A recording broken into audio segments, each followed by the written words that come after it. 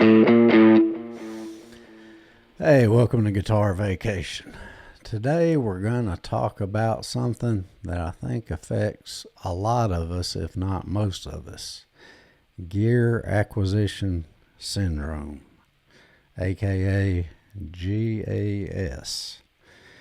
And it is that dragon we chase of thinking that next piece of gear is going to take our guitar vacation journey to the next level, and all the things are going to come together when I get this piece of gear, and the clouds are going to part and all that good stuff, which we know rationally is not true.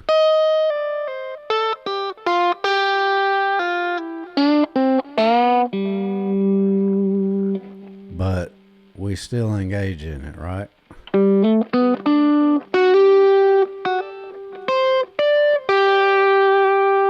And guitar players aren't alone in that gear chasing aspect. I think anybody that has a activity they really enjoy, guitar, video games, golf, I don't know, car stuff.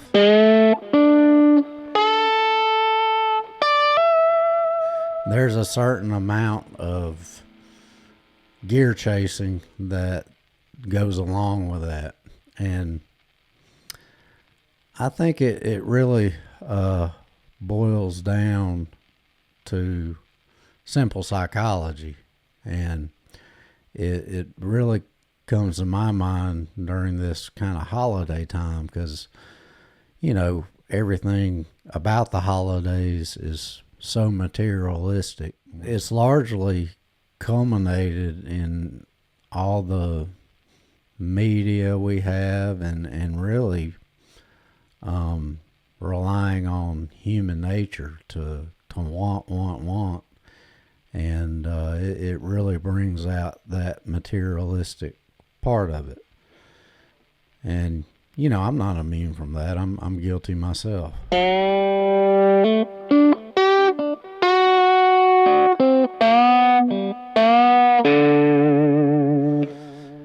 And as guitar players, we get bit by that bug. We see a piece of gear, at the best of times, it's a pedal that's not going to be super expensive, but you may fall into the amp or new guitar path, and that is going to be expensive. And as far as the psychological aspect of it, I'm obviously not a psychologist, in case anybody was confused about that. I don't think you were, because I'm obviously a redneck playing guitar in his bedroom.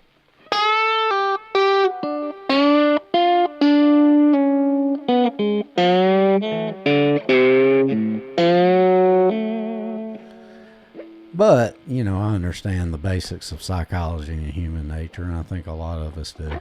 And I think about it, right? As it applies to guitar gear, we're really talking about a dopamine hit. We get that first dopamine when we see the piece of gear we want, right? You get excited, it excites you, and then you hit that buy button and set up shipping. Or the old way is you play it in the guitar store and everything sounds good in the guitar store. That's the old way, is walking out with something because it sounded good in the guitar store. And now it's more, we hit buy on Sweetwater, and then we're sitting there rubbing our hands while the item's being shipped, and that's all exciting.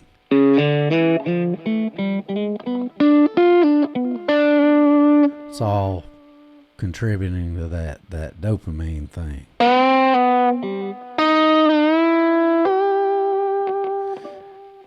and then you get it, right? And that's when you're soaring. It shows up, you come home with it, and you're on the top of that psychological positive feedback, and then you get it and you're playing with it, you're having fun. If it does what you wanted it to do, man, you're on top of the world. You know, there may be a period of trying to dial it in and get it, you know, to work with the rest of your rig, and then you've got this challenge, and there's, you know, some enjoyment perhaps associated with that. And that whole experience can cause you to spend a bunch of money that maybe you shouldn't necessarily spend, or there could be a more fiscally responsible way to do it, right?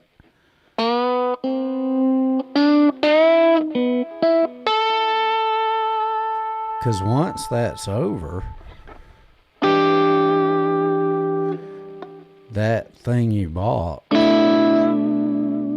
is either going to become part of your rig, and you will enjoy it if that's the case,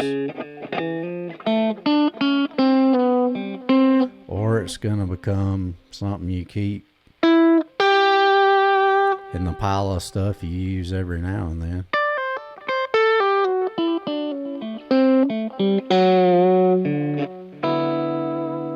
Or it's going to be something that didn't deliver, and it's either going to join the island of misfit toys that you probably have, or you'll, you know, use it in a trade or sell it or whatever. But in any of those scenarios, the upward dopamine trajectory it ends, and you've bought the ticket, taken the ride, and the ride's over, right?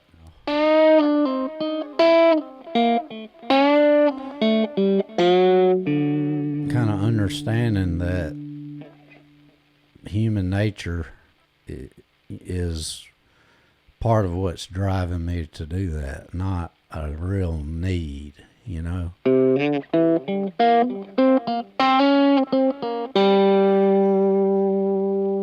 I have employed a strategy, and I just call it the thrill of the hunt, right?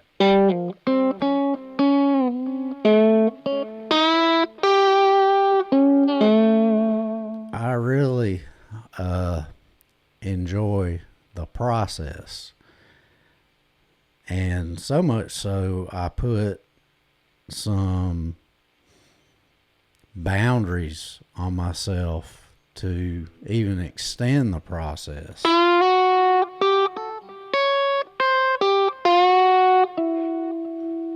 Try to use that human nature and what we know about how and what we respond to for the forces of good.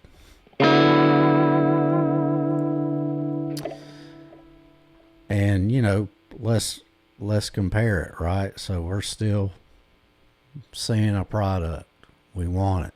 Bam, your dopamine starts. And in my thrill of the hunt strategy, that is where I will start really immersing myself in the rabbit hole of research about what it is I think I want.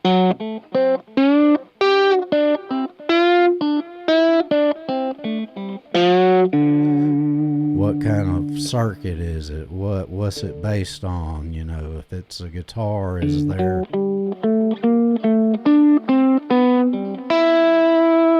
what's the history of the design, and what alternatives are there?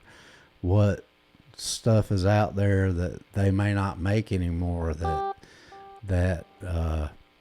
if you're patient you can find, right? So you kind of make this whole challenge to yourself of the rabbit hole, and this whole time you're still getting in that thrill, that dopamine, and you have begun the thrill of the hunt.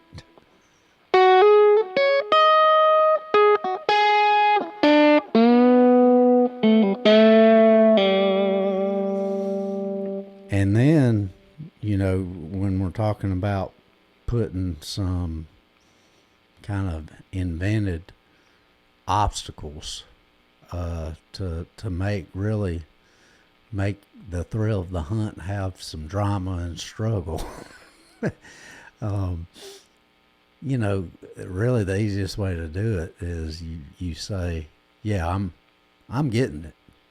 I'm not depriving myself of this, but I'm going to put some constraints, and I'll only get it if I can find it for a screaming deal, or if I can, sometimes it's if I can find stuff that I'm willing to get rid of and trade so I don't have to pay anything.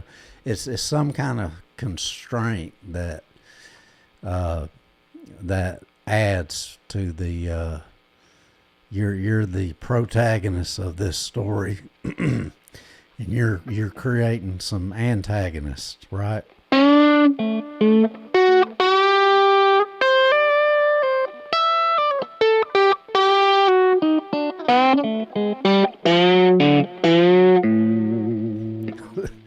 So usually for me it's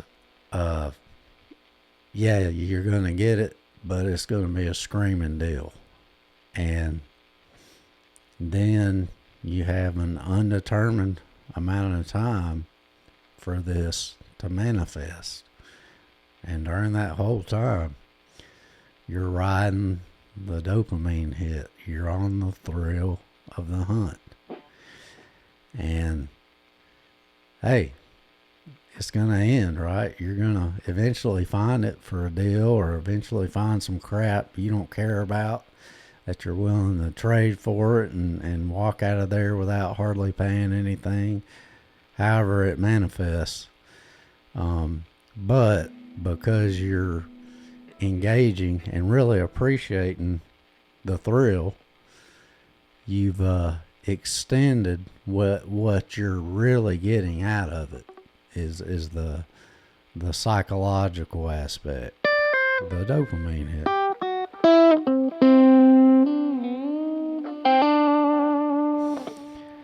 And wouldn't you know, if you do that, in addition to really extending the time that you're able to enjoy that ride,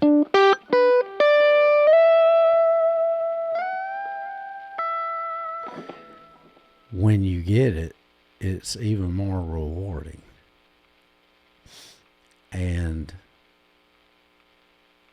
that's just inherent because you've placed these obstacles, you've overcome, and you've gone on that ride. And on a practical side, you've probably saved yourself some money.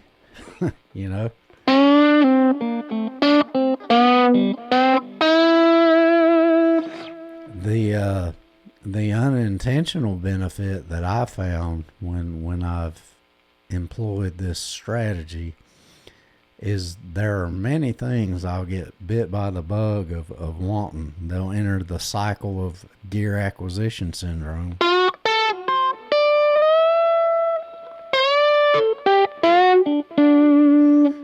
And sometimes during the process,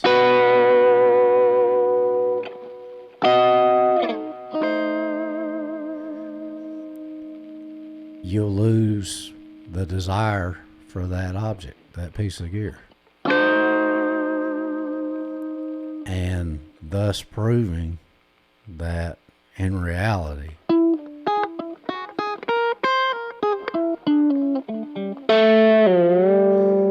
it wasn't that piece of gear that was so awesome. You were falling victim to human nature.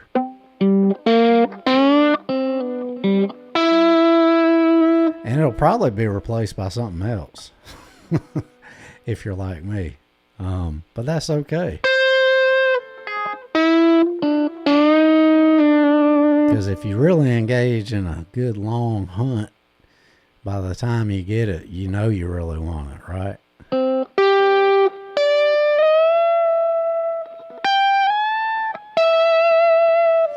So that's kept me from buying some stuff that I probably did not have a high chance of becoming a big part of my guitar vacation.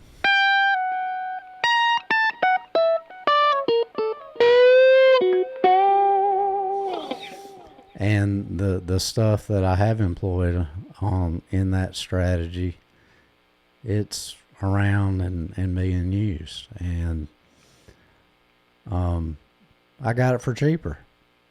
So it is really just all the way around a more rewarding and actually leads in more responsible gear acquisition syndrome.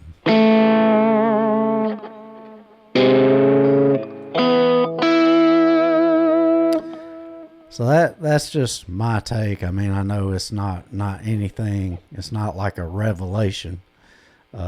Don't insta buy a bunch of crap that you don't care about. But you know, when you find that thing that's really got you in the gear acquisition syndrome cycle, it's good to take a step back and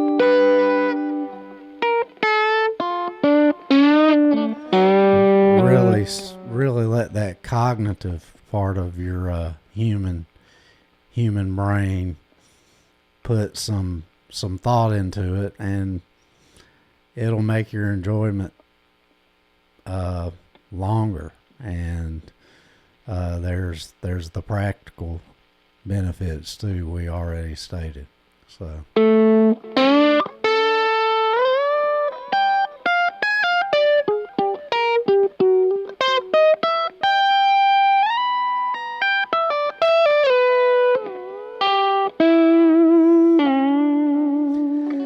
that's all I wanted to talk about. Something on my mind, kind of because of the season. So I hope it can at least resonate with somebody.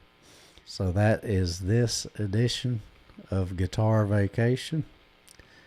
And I hope during your guitar vacation you can enjoy the thrill of the hunt.